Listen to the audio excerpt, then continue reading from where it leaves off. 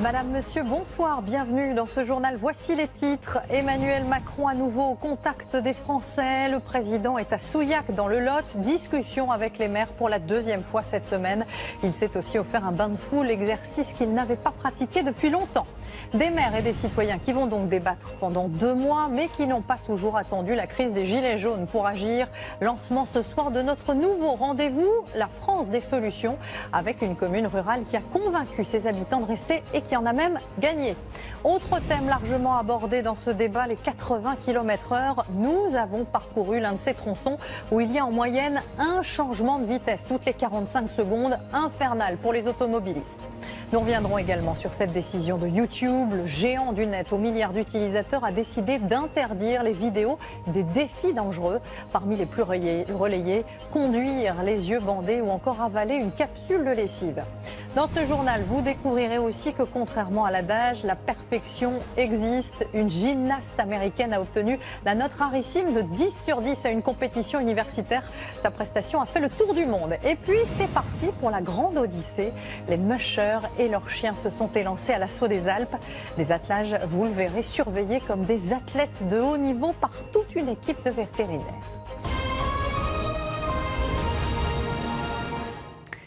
Après la Normandie, c'est donc dans le sud, en Occitanie, qu'Emmanuel Macron est venu à la rencontre des maires. Deuxième exercice du genre pour le président de la République, à Souillac donc, avec cette fois encore des échanges francs et directs entre le chef de l'État et les élus. Isabelle Marie. 600 maires, écharpes en bandoulière, comme un air de déjà-vu, de déjà entendu aussi. Car entre Souillac aujourd'hui et Bourteroulde mardi, il n'y a que l'accent qui diffère. Je voudrais tout d'abord vous souhaiter la bienvenue en Occitanie. J'avais été même tenté de vous le dire en occitan. C'est le plat bingut acquis en Occitanie. Accueil chaleureux pour un débat très vite posé. Plus de services, plus de salaires, moins d'impôts et moins de taxes. Même question donc sur le pouvoir d'achat, le rôle des maires qu'il faut renforcer. Celui de Trèbes aura d'ailleurs été longuement applaudi, doublement victime des attentats et des intempéries. Quelques appels à l'aide aussi. Monsieur le Président, je vous en supplie, acceptez un moratoire pour quelques années concernant les fermetures de classes en zone rurale. Certains ont parfois fait 5 heures de voiture pour être là, qui attendent donc des réponses. Sur la mobilité, la fracture numérique, avec toujours au cœur du débat les 80 km/h, en zone rurale où la voiture reste indispensable. Vous imaginez-vous, Monsieur le Président, vivre en zone rurale sans véhicule? Sans véhicule pour aller travailler, sans véhicule pour aller faire les courses, sans véhicule pour emmener les enfants aux activités, sans véhicule pour aller chez le médecin. On aura dans les prochains jours les résultats sur 2018, il faudra voir ce que c'est. Je crois qu'ils sont bons, donc on a quand même baissé l'insécurité routière, ce qui est une bonne chose. Ça fait partie des sujets où on peut peut-être, en gardant notre efficacité collective, parce que je crois que personne n'a envie de dégrader les sujets de sécurité routière, de remettre du dialogue et de voir si concrètement on ne peut pas remettre au plus près du terrain les décisions d'équilibre. Des maires qui réclament et qui proposent. Je propose d'abaisser l'âge légal pour conduire une voiture à 17 ans.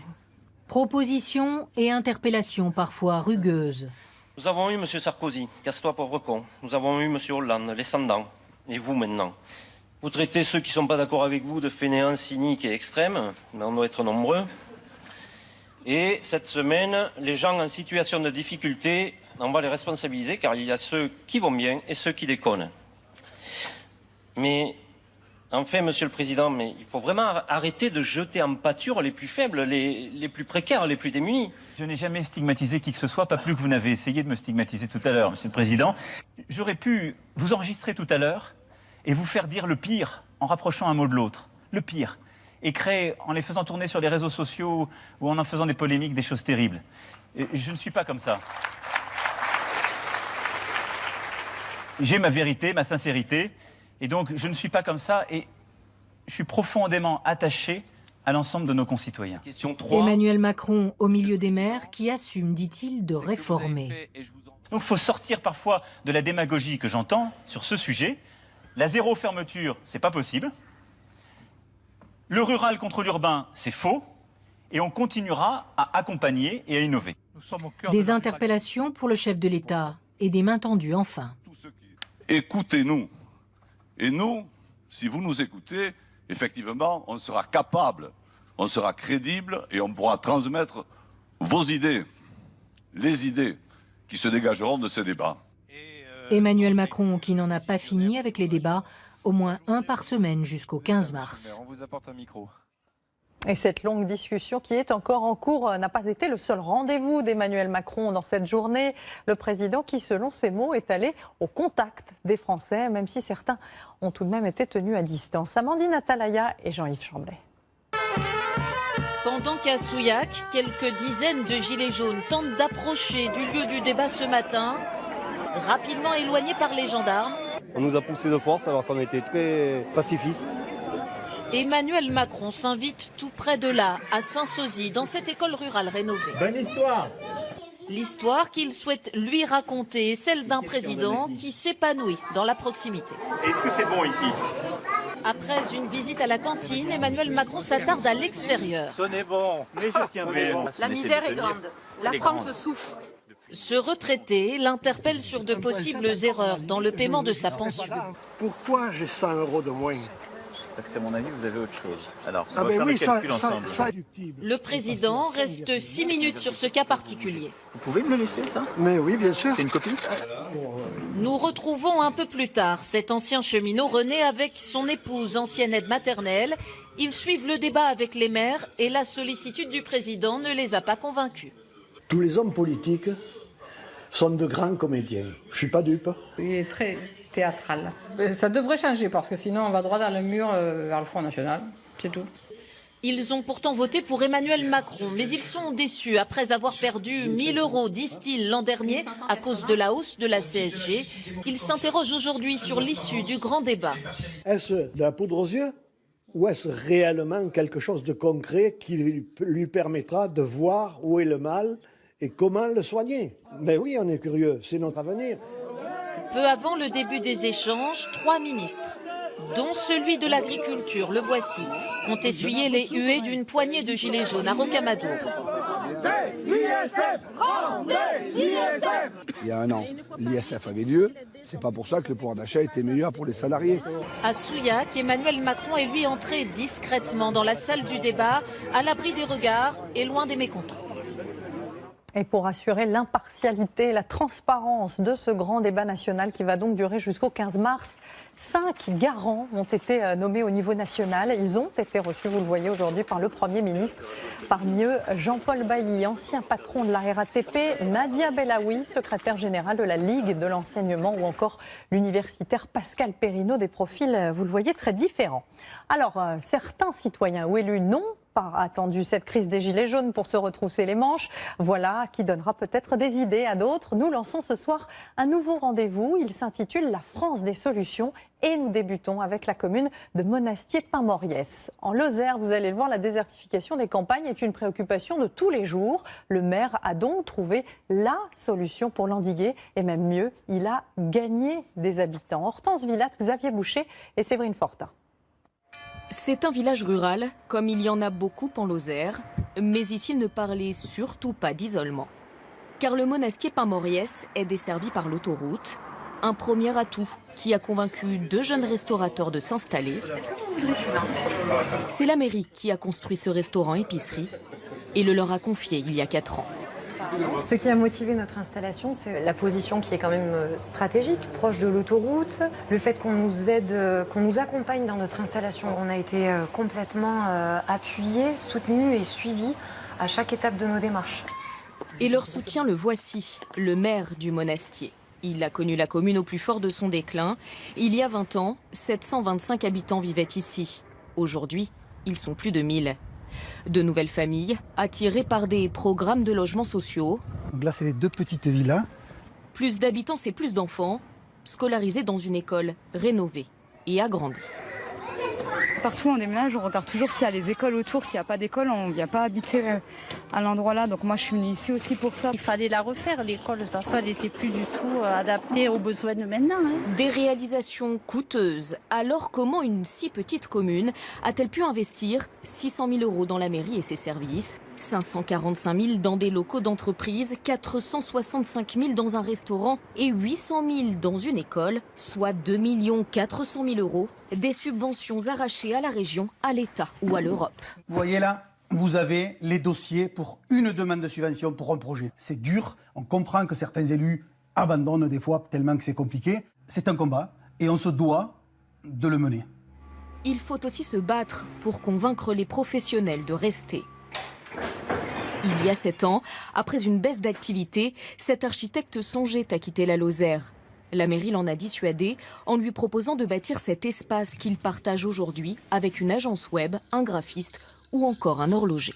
Il y a davantage de passages, des clients qui viennent voir nos colocataires et vice-versa vont nous amener forcément à terme des gens, parce que le bouche à oreille fonctionne, etc. Et lorsque ces entreprises ont une lettre ou un colis à envoyer, elles n'ont qu'un pas à faire. Ici, le bureau de poste a fermé, mais la mairie a tenu à maintenir une petite agence et c'est un employé communal qui gère désormais le courrier. Dans le cadre de mon activité, je dois envoyer presque quotidiennement des colis dans toute la France, voire le monde entier. Et d'avoir une agence postale juste à côté, pour moi, c'était primordial. D'autres projets verront bientôt le jour. Dans quelques mois à cet endroit, 4 entreprises s'installeront dans de nouveaux locaux partagés. Et si vous avez, vous aussi, une solution à nous présenter, n'hésitez pas à nous en faire part sur la page Facebook TF1, le JT Week-end. Autre question soumise au chef de l'État encore aujourd'hui, celle de la limitation de vitesse à 80 km/h. La mesure, on l'a dit, a été un énorme point de crispation et dans certaines régions, elle a apporté encore un peu plus de confusion à une situation, vous allez le voir, déjà complexe. Reportage entre Sens et Auxerre où les automobilistes finissent par avoir des crampes dans les jambes. Johan Engen et Régis Rouanet. Il existe un excellent moyen de se muscler les mollets. Conduire sur la départementale 606. Freiner, accélérer et encore freiner, ça n'arrête pas. Voici un panneau à 70. Puis un autre à 90. Et un peu plus loin, à 80. Sur les 56 km de route entre Sens et Auxerre, il n'y a pas moins de 55 variations de la vitesse autorisée. C'est bien simple, il y a quasiment un panneau à chaque kilomètre. Autrement dit, nous devons ralentir ou accélérer toutes les 45 secondes. De quoi agacer les habitués de cette départementale que nous avons croisés à mi-parcours. C'est infernal, hein. Ouais. On a une petite portion à 90, après on retombe à 50, après on retombe à 80, on retombe à 90. Il faut mettre des panneaux où il y a du danger, mais il y a des panneaux où il n'y a pas de danger. Moi je sais que j'ai régulateur de vitesse, mais je suis tout en train de le mettre, le désactiver, le remettre. La réforme des 80 km/h a vu de nombreux panneaux non pas remplacés, mais s'ajouter aux anciennes limitations sur de nombreuses routes en France. Entre Caen et Passy-sur-Eure par exemple, sur les 130 variations de vitesse, 55 sont dues à des nouveaux panneaux à 80 km/h. Une valse des limitations de vitesse qui donne le tournis aux automobilistes. On ne sait même plus à quelle allure il faut rouler. Même sur les GPS, sur certains GPS, c'est pas noté non plus. Je dis, on n'est pas attentif, on est toujours en train de regarder les panneaux. Sur 100 km, on passe beaucoup de minutes à regarder son compteur. Ainsi, à chaque changement d'allure, nous passerions près de 2 secondes à vérifier notre vitesse. Je ne pense pas que cela puisse constituer en aucun cas un danger de sécurité routière. Le fait de rouler trop vite est bien plus dangereux que de regarder de temps en temps son compteur.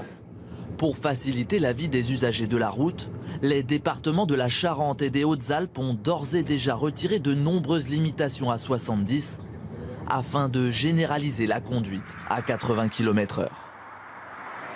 Et parmi les critiques des Gilets jaunes, on a aussi souvent entendu celle de la mauvaise utilisation de l'argent public, privilège des élus, manque de redistribution aux plus démunis. Comment s'articule le budget de l'État? Cette semaine, le gouvernement a donné quelques chiffres qui vont parfois à l'encontre de certaines idées reçues. Valentin Després et Benjamin Père. Projetons-nous dans une France où le budget de l'État serait de 1 000 €. Que représenteraient alors les dépenses du pays? Celles consacrées à nos députés et sénateurs par exemple. Beaucoup de Français souhaitent réduire leur train de vie. Eh bien, ça ne changerait pas grand-chose au budget. Élu ministre président ne nous coûterait qu'1 seul euro pour 1000 dépensés. Autre surprise, on dépense peu pour la justice en France. 4 € seulement pour les tribunaux et les magistrats. Toujours pour 1 000 € dépensés, on consacre même plus, 9 € à la rénovation des routes. Pour nos policiers, c'est 25 €, mais cette part ne cesse d'augmenter, comme pour nos soldats, 31 € pour 1000 dépensés. Nous dédions tout juste un peu plus d'argent pour l'assurance chômage et les demandeurs d'emploi, 35 €. Mais les 3 postes les plus importants, ce sont d'abord les écoliers, collégiens et lycéens, 96 €, soit 10% des dépenses publiques. Deuxième sur le podium, l'assurance maladie, 191 € pour 1000 dépensés. Et le plus cher, ce sont les pensions de retraite, 268 € sur 1000 rien que pour elles. C'est le premier poste de dépenses publiques. En cette veille de week-end, sachez également que parallèlement au lancement du grand débat, certains gilets jaunes continuent de vouloir manifester. Demain, une demande officielle a été déposée à la préfecture de Paris. Point de ralliement, l'esplanade des Invalides avec un départ à midi pour un trajet qui passera par Place d'Italie et Montparnasse. De son côté, Christophe Castaner, lui, adressait aujourd'hui ses vœux aux forces de la sécurité civile et il s'est dit, je cite, sidéré face aux accusations de violences policières pendant les manifestations. Le ministre de l'Intérieur qui répond en fait à une polémique lancée cette semaine concernant notamment les blessés par flashball. Bonsoir François-Xavier. Bonsoir. Est-ce que les policiers et les gendarmes français peuvent se passer de ces armes et par quoi pourrait-on les remplacer? S'en passer, non. Ça, c'est la réponse qui nous a été donnée tout à l'heure par la place Beauvau. Parce que, dit-on, eh bien, cet équipement, c'est la seule manière d'être à la fois protégé et par ailleurs eh bien, d'avoir une distance critique face à des assaillants qui pourraient être particulièrement violents, je cite. Alors pour autant, attention, il y a 2 bémols à avoir. D'abord du côté des syndicats de policiers, on nous dit eh bien, qu'il pourrait y avoir des munitions qui soient moins violentes et surtout moins fortes, si je puis dire, quand il y a des impacts au niveau du corps. Et puis par ailleurs, il pourrait y avoir aussi, c'est vrai, des appareils qui, eux, aient une meilleure précision de tir, et cela à horizon de quelques années. Alors si l'on regarde maintenant ces lanceurs de balles de défense, les fameux LBD, eh bien regardez en Europe, on les utilise sans restriction seulement en France, en Pologne et en Grèce. Pas en Belgique, où vous allez le voir sur ces images. Le mois dernier, quand il y a eu aussi des mobilisations de gilets jaunes, on a utilisé des gaz lacrymogènes, des sprays parfois très près des manifestants. Tout cela sans utiliser donc ces LBD. Pourquoi? Parce que, rapport de police à l'appui, on estime que c'est trop dangereux. Concernant l'Allemagne, 2 autres méthodes également analysées. Regardez cette photo.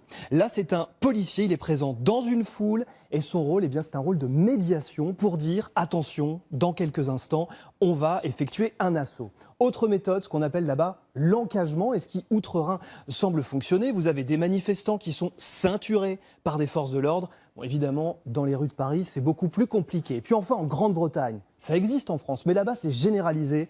La présence de caméras, vous le voyez ici, elles sont parfois attachées sur les uniformes des forces de l'ordre, et des drones également pour faire des images en cas, bien sûr, d'incident. Ça veut dire qu'il y a des preuves pour interpeller. Merci beaucoup, François-Xavier. La base aérienne de Nancy a rendu hommage aujourd'hui à ces 2 pilotes disparus le 9 janvier dernier dans un accident de Mirage 2000D. Le commandant Baptiste Chirier et la capitaine Audrey Michelon ont été faits chevaliers de la Légion d'honneur par la ministre des Armées en présence de leurs collègues et de leurs proches. Venons-en maintenant à cette décision de YouTube. Le géant du net qui compte 1 milliard d'utilisateurs dans le monde va interdire les vidéos de défis dangereux. Ces paris stupides, comme le fait de conduire les yeux bandés ou encore d'avaler des capsules de lessive, deviennent parfois, vous allez le voir, des phénomènes sur les réseaux sociaux. Alors sous la pression de certains États, mais aussi de plaintes de particuliers, la plateforme a donc décidé de les effacer. Explication Mathieu Perrault, Cédric Puyot et Nicolas Belmont. Quand réseaux sociaux riment avec défis idiots, les vidéos sont parfois drôles, souvent sans intérêt, mais elles peuvent aussi être dangereuses. Voici les derniers challenges en date. Croquer des pastilles de lessive, sauter d'une voiture en marche ou la conduire les yeux bandés. Aux États-Unis, des accidents ont fait réagir l'opinion. Résultat, la plateforme YouTube décide de durcir ses règles pour supprimer les vidéos qui mettent en danger les utilisateurs, grâce à des algorithmes et surtout au travail des modérateurs humains. Pour ce géant du web, ils sont près de 10 000 à travers le monde. Aujourd'hui, il y a un énorme défi technologique. Plus de 400 heures de contenu sont mises en ligne chaque minute sur YouTube. Par exemple, au 3e trimestre de l'année 2018, on a retiré près de 8 millions de vidéos qui justement ne respectaient pas nos conditions d'utilisation. Donc on voit que justement on prend énormément de décisions en ce sens-là. Bien évidemment qu'il reste aujourd'hui des cas qui peuvent de temps en temps porter problème. Pour les limiter, la plateforme s'en remet aussi à ses utilisateurs qui en 3 clics peuvent signaler un contenu. La vidéo est ensuite étudiée par les modérateurs et retirée si elle enfreint les règles. Aujourd'hui, celles-ci sont donc plus précises, mais dépendent toujours de l'interprétation des salariés de la plateforme. Le modèle économique de YouTube, pour le moment, ne repose simplement que sur finalement le nombre de vues. Et que le nombre de vues, parfois, c'est justement des choses terribles et très inquiétantes. Heureusement, il existe d'autres moyens bien plus positifs pour générer des clics et des vues, comme ces vidéos créatives. Elles auraient des vertus apaisantes et sont totalement inoffensives. Voilà maintenant une autre vidéo qui a fait le tour du monde et que vous ne pourrez pas reproduire chez vous. Et pour cause, une gymnaste américaine a réussi l'exploit de décrocher la note parfaite de 10 sur 10 lors d'une compétition universitaire. Une sacrée revanche pour cette athlète dont voici le portrait signé Marie Chantret et Adrien Ponsard. Regardez. Tout sourire, il lui aura fallu 90 secondes. 90 secondes pour électriser le public et envoûter les juges. Réception parfaite, maîtrise dans les sauts, enchaînement des séquences acrobatiques. Celle qui réalise cette performance s'appelle Kathleen Ohashi, 21 ans. Déhanchées endiablées, gestes de hip-hop de l'avis des experts, elle dynamite les codes de la discipline. Et le final laisse presque sans voix.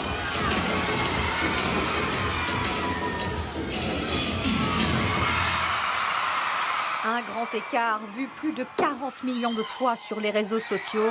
Une prestation parfaite et à la clé la note maximale de 10 sur 10. Kathleen Ohashi, un phénomène américain qui passionne les internautes. Et elle partage sa joie, invitée depuis une semaine. Please welcome Kathleen Ohashi. Avec sa coach sur les plateaux télévisés. Il faut toujours être concentré et cet enchaînement, c'est la première fois que je le faisais. Et c'est très très dur. Je n'en connais pas une capable de le faire dans le pays. Kathleen a 3 ans quand elle commence la gymnastique. À 16 ans, elle est l'un des grands espoirs des États-Unis pour les Jeux Olympiques, mais son corps en décide autrement. Avec une série de blessures, on lui reproche ensuite sa prise de poids, un épisode qu'elle raconte dans une vidéo. J'étais comparée à un oiseau qui ne pouvait plus voler. Alors pourra-t-elle viser les JO de 2020 ? Son âge pourrait l'en empêcher, mais sa performance de championne a aujourd'hui un petit parfum de revanche. Dans un tout autre registre, c'est aujourd'hui que le salon Maison et Objets a ouvert à Villepinte. La décoration qui, comme le prêt-à-porter, évolue au gré des modes. Et ces dernières années, vous allez le voir, c'est le béton qui revient en force. Florence Lecnec, Jean-François Drouillet et Dounia Siri. Mon premier est coloré, mon second hyper léger. Mon tout n'est certainement pas ce à quoi vous pensez. Pour résumer, nous allons vous parler du béton, mais d'un béton poétique. Une matière grise que Véro Réato travaille depuis 7 ans. Et pour accrocher au mur ses sculptures, elle nous jure qu'un seul crochet suffit. Il m'a fallu à peu près 5 ans pour arriver à me faire connaître et à être acceptée avec mon béton vu comme ça, des installations murales. Parce que pour les gens, c'était plus les plans de travail, les éviers, les lavabos. Car oui, c'est absolument l'idée que nous avions aussi en tête en nous arrêtant chez ce spécialiste du béton ciré. Seulement depuis quelques années, le choix là aussi s'est étoffé, plus de 200 couleurs disponibles et surtout, on peut désormais l'appliquer aussi sur les murs. C'est qu'on le fait maintenant.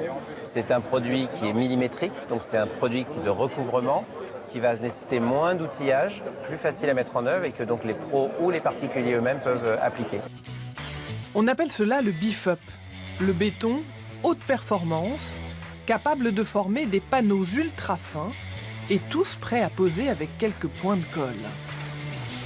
Ce designer est un adepte de la formule. Il vient de signer l'aménagement de cet espace du musée des arts décoratifs avec cette mise en scène plutôt industrielle. Ça permet de faire des boîtes entières avec de la couleur qu'on peut choisir, de la texture qu'on peut choisir, des motifs qu'on peut choisir. Un des autres avantages qui est que ça permet d'aller relativement vite dans les aménagements. Une technologie qui permet aussi des moulages audacieux et dans lesquels les Français excellent. À Lyon, cette entreprise propose une centaine d'objets pur béton. À Paris, on a imaginé cette enceinte sans fil comme un pavé. À Aubervilliers, ils se sont baptisés les French Vikings pour imaginer des objets en couleur, bleu capri ou rouge coquelicot. Ils pourraient même se confondre avec du marbre. Aujourd'hui, ce qui nous plaît vraiment, c'est de casser l'image qu'on peut avoir du béton et vraiment d'en faire un objet design, sympa, léger, qu'on va avoir plaisir à mettre chez soi. Et pourquoi pas à faire soi-même. Un kit prêt à l'emploi est disponible pour chaque objet. Et moyennant quelques mélanges, vous obtiendrez un porte-savon 100% béton. Et dans la décoration, il y a les objets. Et puis pour les poser, il faut aussi des meubles. Bonsoir Alexia. Bonsoir. Alors l'ameublement, c'est un marché qui se porte très bien, plus 2% de croissance l'an dernier. Oui, et lorsque les Français désirent acheter un meuble, ils y consacrent 1 300 € en moyenne par an et par ménage. Et regardez justement le top 3 des secteurs qui fonctionnent le mieux. D'abord la cuisine, plus 4% de croissance l'an passé. Là, les Français sont fans de cuisine intégrée. Vient ensuite la literie, plus 3% de croissance avec un engouement particulier pour les lits de place, 160 cm. Et puis les canapés, plus 2,3% de croissance. Et là, les canapés convertibles tirent leur épingle du jeu, notamment grâce au e-commerce, puisque un meuble sur 8 est aujourd'hui acheté en ligne. Alors, si le marché des meubles fonctionne si bien, c'est qu'il y a des modes et que les Français ont envie de changement. 26 kilos de meubles sont jetés chaque année, Anne-Claire, par les Françaises, qui prouvent que nos meubles, nous les gardons moins longtemps. En 1960, lorsqu'on achetait une cuisine, c'était pour 30 ans. Aujourd'hui, on la garde 23 ans seulement. Pourquoi ? Eh bien, parce que les prix sont aujourd'hui attractifs, la grande distribution s'est développée et puis des promotions nous incitent à dépenser un petit peu plus. Alors Anne-Claire, cette époque où les meubles se transmettaient génération après génération semble bien révolue. Vous voulez dire que vous n'avez pas d'armoire normande chez vous ? C'est vraiment dommage. Merci beaucoup Alexia. Voilà en revanche une course que l'on retrouve année après année avec bonheur. La Grande Odyssée est l'une des compétitions de chiens de traîneau les plus exigeantes au monde. Eh bien, les mushers se sont élancés à l'assaut des Alpes.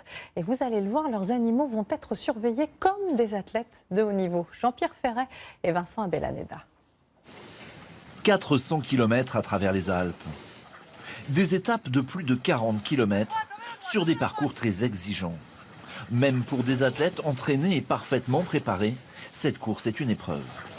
Alors, pour veiller au bien-être et à la santé des 400 chiens, 15 vétérinaires sont mobilisés. On t'embête pas longtemps, surtout t'en fais pas. Là, on contrôle l'auscultation cardiaque, essentiellement la présence de souffle, pour vraiment être sûr que le chien est apte à prendre le départ et qu'il n'y ait pas de souci pour lui. Mais sur la Grande Odyssée, on ne se contente pas d'examens cliniques. L'équipe vétérinaire dispose d'appareils très performants. Échographie, laboratoire d'analyse, radiographie numérique. Du matériel digne des meilleures cliniques installées chaque jour en pleine montagne dans des endroits insolites. Elle a la patte un peu gonflée, elle est douloureuse. Pour préciser son diagnostic et choisir le bon traitement, Lauriane a recours à une radio. Le métatarse c'est bien, les phalanges sont bien. Pas de fracture, mais une grosse infection. La course de Chippy s'arrête là. Pas de fissures. C'est vraiment un hôpital de campagne performant. C'est des vrais marathoniens, comme nous, quand on a ce type de course. C'est vraiment une chance de pouvoir bénéficier d'un matériel de haute qualité. Comme sur toutes les épreuves d'endurance, le cœur de l'athlète fait l'objet de toutes les attentions. Au moindre doute, direction l'échographie cardiaque installée ce jour-là dans la salle de repos des pisteurs. Ça, c'est le cœur qui bat. C'est ça que c'est un matériel qui nous suit sur toutes les étapes. On l'emmène tous les jours pour vraiment qu'il soit toujours disponible et prêt si un animal nécessite de l'utiliser. Du matériel performant qui rassure les concurrents. C'est forcément un plus parce que si en fait il s'était pas perçu que le chien avait un problème, je serais parti et pareil, il ne serait pas rentré. Grâce à ces examens, seuls les chiens en parfaite santé peuvent poursuivre la course. Les blessés et les malades, eux, rejoindront l'arrivée en voiture. Et puis on va maintenant rester à la montagne avec un sport beaucoup plus calme, quoique rire, ça fait aussi travailler les abdominaux. Le festival de cinéma de l'Alpe d'Huez se tient jusqu'à dimanche. Alors quelles comédies vont égayer cette année 2019? Tour d'horizon de la sélection officielle avec Sophie de Vessières et Gilda Fallin sur place. Ça va, c'est pas trop froid? Viens.